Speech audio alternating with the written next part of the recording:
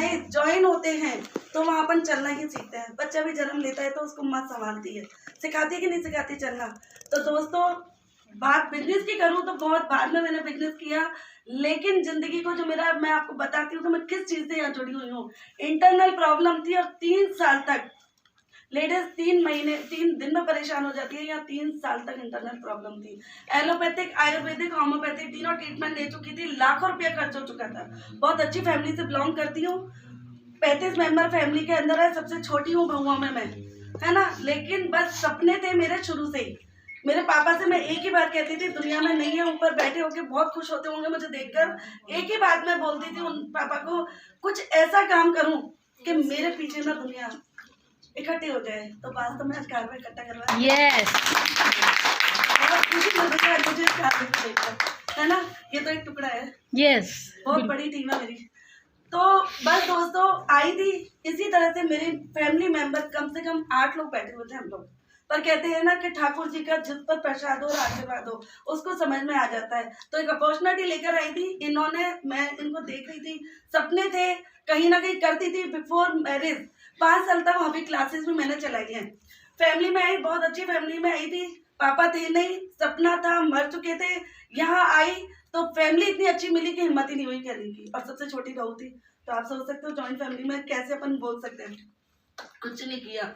जब 5 साल पहले बताती हूँ मैं कि मैं जब थोड़ा मेरा बच्चे दोनों बड़े हुए तो मुझे लगा कि करना चाहिए, क्योंकि मैं करती थी, इसलिए वापस से मैंने वही शुरू किया। और मैं घर पर छोटी छोटी गोटा पत्ती की ज्वेलरी, सूट वगैरह को, साड़ी वगैरह की डिजाइनिंग बनवाना, ये सब करती थी। तो मेरे हस्बैंड जब शाम को आते तो कहते, अरे प्रिया क्यों लगी रहती है इसमें, 5-5 रुपए के फायदे के लिए तू ये काम कर रही है, बोल तुझे कितना चाहिए। बड़ा वो लगता था कि यार कैसे बोलते हैं। मैंने कहा सुनो जी, चाहे कितना भी हो, मेरा शौक है, प्लीज आप मत बोला करो मुझे ये वाली चीजें, मुझे बहुत दुख होता है, क्योंकि मुझे करना है।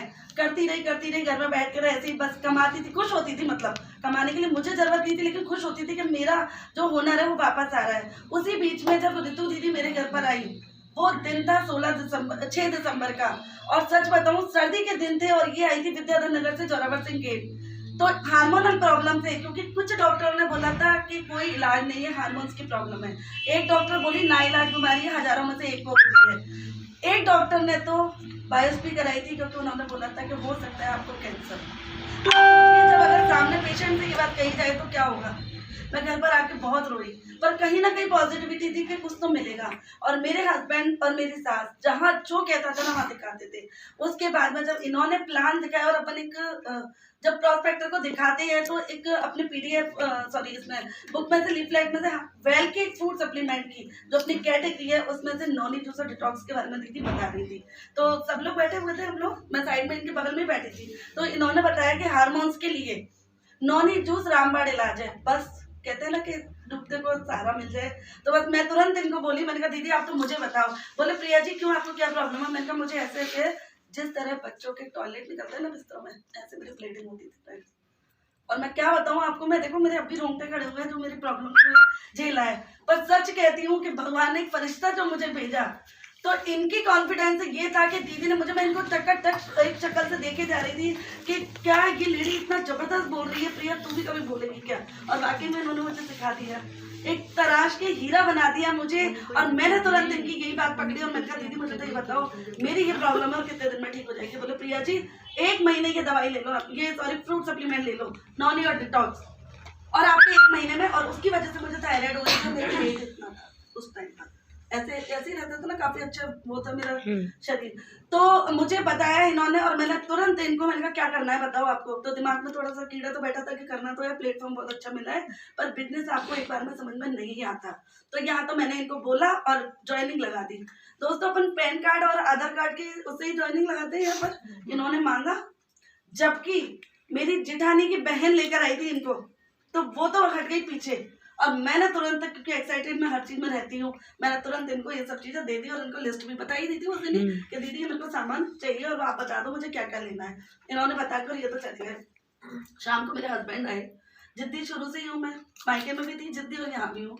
तो पति देव को पता है कि करती है, बिंदास करती है काम। जैसे लेडीजें कहती है ना शाम को मेरे साथ आएंगे ना, मैं उनसे पूछ कर बताऊंगी कि साड़ियाँ लाते जब पूछते हैं पतियों से, कोई लिपस्टिक चूड़ी वगैरह कुछ भी ले आते, कॉस्मेटिक में कितना खर्चा वो बताते हैं पतियों को।